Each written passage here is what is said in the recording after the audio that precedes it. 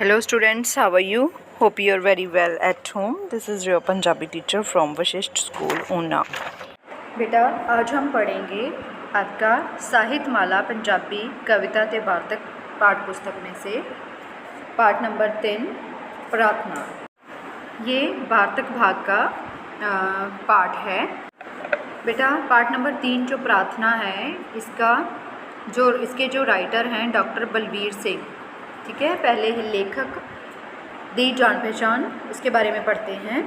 भाई वीर सिंह दे निक्के वीर डॉक्टर बलबीर सिंह का जन्म 10 दसंबर 1896 ईस्वी ਨੂੰ ਅੰਮ੍ਰਿਤਸਰ ਵਿਖੇ ਹੋਇਆ। ਆਪ ਜੀ ਦੇ ਪਿਤਾ ਦਾ ਨਾਂ ਸਰਦਾਰ ਚਰਨ ਸਿੰਘ ਅਤੇ ਮਾਤਾ ਸਰਦਾਰਨੀ ਉੱਤਮ ਕੌਰ ਸੀ।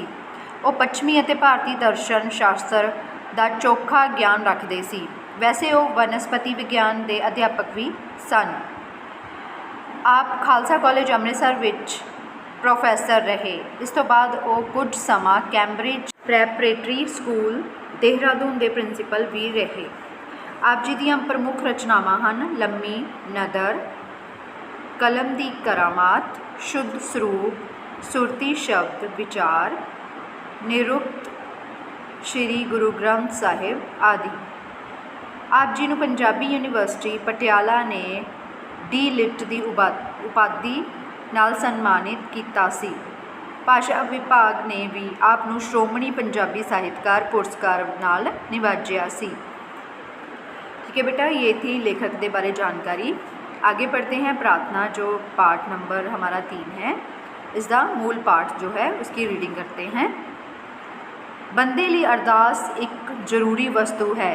कई मौके आते हैं ਜਦੋਂ ਕਿ ਵੱਡੇ ਰਾਠ ਮਨੁੱਖ ਲਈ ਵੀ ਕੋਈ ਆਸਰਾ ਨਹੀਂ ਰਹਿ ਜਾਂਦਾ ਸਿਵਾਏ ਇੱਕ ਅਰਦਾਸ ਦੇ।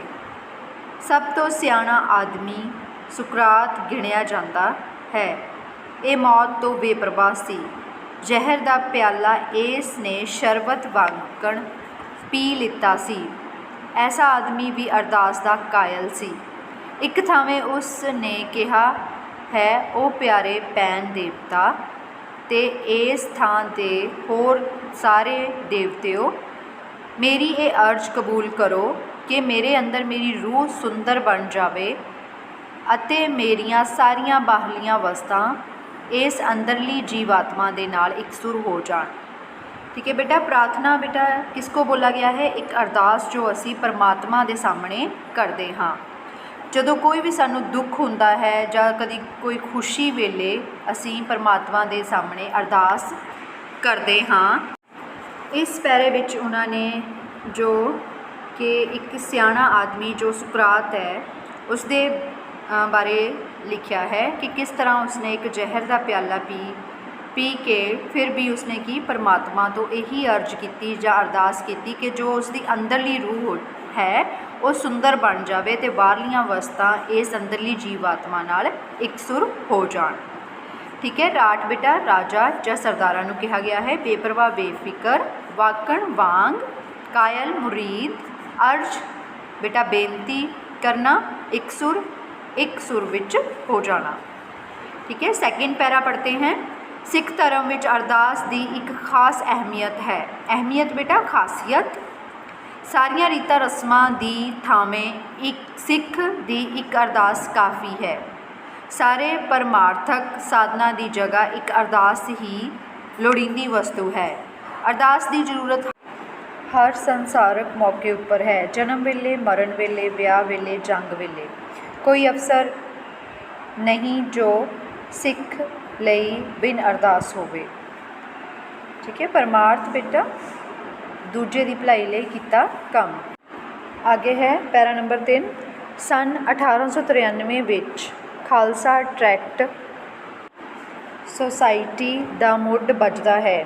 ਇਹ ਸ਼੍ਰੀਮਾਨ ਭਾਈ ਸਾਹਿਬ ਭਾਈ ਵੀਰ ਸਿੰਘ ਜੀ ਦੇ ਪ੍ਰਯਤਨ ਦਾ ਸਿੱਟਾ ਹੈ। ਇਸ ਦਾ ਪਹਿਲਾ ਟਰੈਕਟ ਜੋ ਛਪਿਆ ਉਸ ਦਾ ਨਾਮ ਪ੍ਰਾਰਥਨਾ ਹੈ। ਇਸ ਵਿੱਚ ਸਿਰਫ ਅਰਦਾਸ ਦੀ ਜ਼ਰੂਰਤ ਹੀ ਨਹੀਂ ਦਰਸਾਈ ਗਈ ਪਰੰਤੂ ਸੰਕੇਤਕ ਤੌਰ 'ਤੇ ਦੱਸਿਆ ਗਿਆ ਹੈ ਕਿ ਕਿਸੇ ਵੀ ਕੰਮ ਦਾ ਆਰੰਭ ਅਰਦਾਸ ਤੋਂ ਹੋਣਾ ਚਾਹੀਦਾ ਹੈ। ਖਾਲਸਾ ਟਰੈਕਟ ਸੁਸਾਇਟੀ ਦਾ ਮੁੱਢ ਇਸ ਅਰਦਾਸ ਤੋਂ ਹੀ ਹੁੰਦਾ ਹੈ।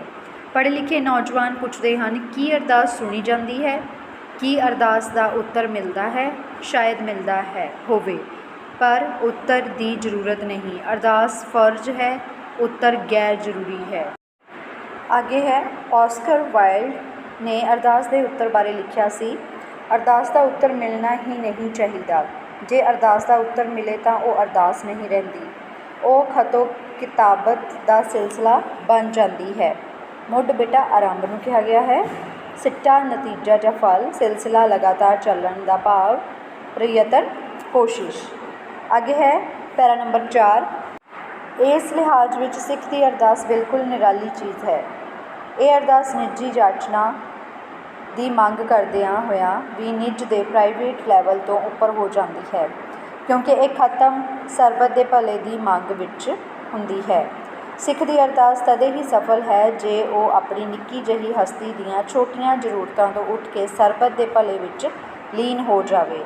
ਇਹ ਸਰਬਤ ਦੀ ਲੀਨਤਾ ਆਪਣੇ ਆਪ ਵਿੱਚ ਫਲ ਸਰੂਪ ਹੈ।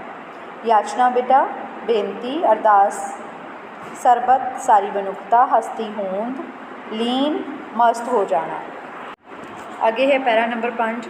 ਸਿੱਖ ਲਈ ਅਰਦਾਸ ਹੀ ਚੜ੍ਹਦੀ ਕਲਾ ਦਾ ਸਾਧਨ ਹੈ। ਛੋਟੇ ਤੋਂ ਵੱਡੇ ਹੋਣ ਦਾ ਇਹ ਸਹਿ ਸੁਭਾਅ ਦਾ ਯਤਨ ਹੈ। ਅਰਦਾਸ ਦੁਆਰਾ ਵੱਡੇ ਹੁੰਦਿਆਂ ਹੀ ਜਾਂ ਇਉਂ ਕਹੋ ਕਿ ਸਰਬਤ ਦੇ ਭਾਵ ਵਿੱਚ ਲੀਨ ਹੁੰਦਿਆਂ ਹੀ ਸਾਡੇ ਉਹ ਸਾਰੇ ਨੁਕਸ ਦੂਰ ਹੋ ਜਾਂਦੇ ਹਨ ਜੋ ਛੋਟੇ ਹੋਣ ਕਰਕੇ ਹਨ। ਸਾਡਾ ਨਿਕਾਰਾਪਨ, ਸਾਡਾ ਕਮੀਨਾਪਨ, ਸਾਡਾ ਛੁੱਟ ਦਿਲਾਪਨ, ਸਾਡਾ ਵੱਖਰਾਪਨ, ਇਹਨਾਂ ਸਭਨਾਂ ਤੋਂ ਇਸ ਤਰ੍ਹਾਂ ਖਹਿੜਾ ਛੁੱਟ ਜਾਂਦਾ ਹੈ ਅਤੇ ਮਨੁੱਖ ਇਉਂ ਇਹਨਾਂ ਤੋਂ ਉੱਪਰ ਹੋ ਜਾਂਦਾ ਹੈ ਜਿਸ ਤਰ੍ਹਾਂ ਉਸਦੇ ਵੱਡੇ ਹੁੰਦਿਆਂ ਹੀ ਪੁਰਾਣੇ ਕੱਪੜੇ ਛੋਟੇ ਹੋ ਗਏ ਸਨ। ਇਸੇ ਦਾ ਨਾਮ ਚੜ੍ਹਦੀ ਕਲਾ ਹੈ ਜੋ ਸਰਬਤ ਦੇ ਭਲੇ ਦੀ ਭਾਵਲੀਨਤਾ ਤੋਂ ਤਤਖਿਣ ਪ੍ਰਾਪਤ ਹੁੰਦੀ ਹੈ। ਮਾਇਆ ਦੇ ਪਾਪ ਲੀੜੇ ਦਾ ਛੋਟਾ ਰਹਿ ਜਾਣ ਅਤੇ ਮਨੁੱਖ ਦਾ ਇੱਕ ਸਰਬਤ ਪੁਰਖ ਹੋ ਕੇ ਨਿਸ਼ਪਾਪ ਉੱਚਾ ਉੱਠ ਜਾਣ ਦਾ ਨਾਮ ਚੜ੍ਹਦੀ ਕਲਾ ਹੈ। ਇਸ ਅਵਸਥਾ ਦੀ ਪੂਰਨਤਾ ਹੀ ਸਿੱਖ ਅਰਦਾਸ ਦੀ ਕਰਾਮਾਤ ਹੈ। ਖਹਿੜਾ ਬੇਟਾ ਮਗਰ ਪੈਣਾ, ਨੁਕਸ ਦੋਸ਼, ਤਤਖਿਣ ਉਸੇ ਸਮੇਂ, ਲੀੜੇ ਕੱਪੜਿਆਂ ਨੂੰ ਕਿਹਾ ਗਿਆ ਹੈ, ਅਵਸਥਾ ਹਾਲਤ, ਮਾਇਆ, ਕਰਾਮਾਤ, ਚਮਤਕਾਰ। ਸਾਡੀ ਸੁਗਿਆਤ ਸੌਖ ਲਈ ਸ਼੍ਰੀਮਾਨ ਭਾਈ ਸਾਹਿਬ ਭਾਈ ਵੀਰ ਸਿੰਘ ਜੀ ਨੇ ਅਰਦਾਸ ਦੀ ਜ਼ਰੂਰਤ ਲਈ ਕਿਸ ਪ੍ਰਕਾਰ ਦੇ ਅਲੰਕਾਰ ਪਹਿਲਾਂ ਟਰੈਕਟ ਵਿੱਚ ਬੱਧਾ ਹੈ ਜੋ ਸੰਨ 1893 ਦੇ ਕਰੀਬ ਉਹਨਾਂ ਲਿਖਿਆ। ਆਪ ਦੀ ਭੇਟ ਕਰਦੇ ਹਾਂ। ਜੋ ਲੋਕ ਆਪ ਨੂੰ ਇਹ ਸ਼ੰਕਾ ਪਾ ਦਿੰਦੇ ਹਨ ਕਿ ਪ੍ਰਾਰਥਨਾ ਕਰਨੀ ਵਿਅਰਥ ਹੈ, ਇਸ ਦੇ ਪੜ੍ਹਨ ਤੋਂ ਇਸ ਦਾ ਉੱਤਰ ਆਪ ਨੂੰ ਇੱਕ ਅਤੀ ਸਿੱਖਿਆਦਾਇਕ ਪ੍ਰਸੰਗ ਦੁਆਰਾ ਸਾਖਿਆਤ ਹੋ ਜਾਵੇਗਾ। ਲਓ ਪੜ੍ਹੋ। ਪੜ੍ਹते हैं बेटा। तू ठाकुर तुम पै अरदास, जियो पिंड सब तेरी रास। प्रार्थना विषय पुर एक मनोरथ वार्ता। बेटा ये गुरु ग्रंथ साहब जी विच दर्ज पंक्तियां हैं, ठीक है। इस विच अरदास के बारे ही लिखा गया है। सद बख्शंद सदा मेहरबाना, सबना दे आधार, ठीक है। ये है प्रार्थना विषय पुर एक मनोरथ वार्ता है, ठीक है। नेक्स्ट है इसके औखे शब्द, शंका संदेह, व्यर्थ बेकार, सिक्ख्यादायक जो सिक्ख्या देने वाला, साख्यात प्रतख या प्रगट, मनोहर सोहना, वार्ता वर्णन या वृतांत। आगे है पैरा नंबर 7। महाराजा रणजीत सिंह की बहादरी ते उदारता कौन नहीं जानता। पंजाब वर्गे फसादां नाल भरपूर देश नूं जितना, जिथे चप्पे चप्पे अड राज सी, अड बेटा वख होना, ते हरेक अपने आप ਨੂੰ 30 ਮਾਰ ਖਾਨ ਸਮਝਦਾ ਸੀ। ਕੋਈ ਖਾਲਾ ਜੀ ਦਾ ਵਾੜਾ ਨਹੀਂ ਸੀ। ਇਸ ਕਰਕੇ ਮਹਾਰਾਜਾ ਨੂੰ ਵੱਡੀਆਂ ਵੱਡੀਆਂ ਭੀੜਾਂ ਅਤੇ ਮੁਹਿੰਮਾਂ ਪੈਂਦੀਆਂ ਰਹਿੰਦੀਆਂ ਰਹੀਆਂ, ਪਰ ਉਹ ਸ਼ੇਰ ਦਿਲ ਕਦੀ ਨਹੀਂ ਘਬਰਿਆ। ਔਕੜ ਵੇਲੇ ਅਕਾਲ ਪੁਰਖ ਅੱਗੇ ਪ੍ਰਾਰਥਨਾ ਕਰਨੀ ਅਤੇ ਕਾਰਜ ਸਿੱਧ ਲੈ ਲੈਣੇ। ਔਖੇ ਸ਼ਬਦ, ਉਦਾਰਤਾ, ਖੁੱਲ੍ਹਾ ਸੁਭਾਅ, ਫਸਾਦ, ਲੜਾਈ ਝਗੜਾ, ਅੱਡ ਅਲੱਗ ਹੋ ਜਾਣਾ, 30 मार खान, आकड़ खोर, खाला जी का वाड़ा सौखा काम नहीं, मुहिम, लड़ाई, औकड़, मुसीबत। बेटा पार्ट नंबर 3 जो है आपने 1 से 7 तक जो पैरे मैंने पढ़ाए हैं आपको, इसकी आपने ध्यान से रीडिंग करनी है, ठीक है। इस चैप्टर की आपने रीडिंग करनी है। ओके बेटा, टेक केयर।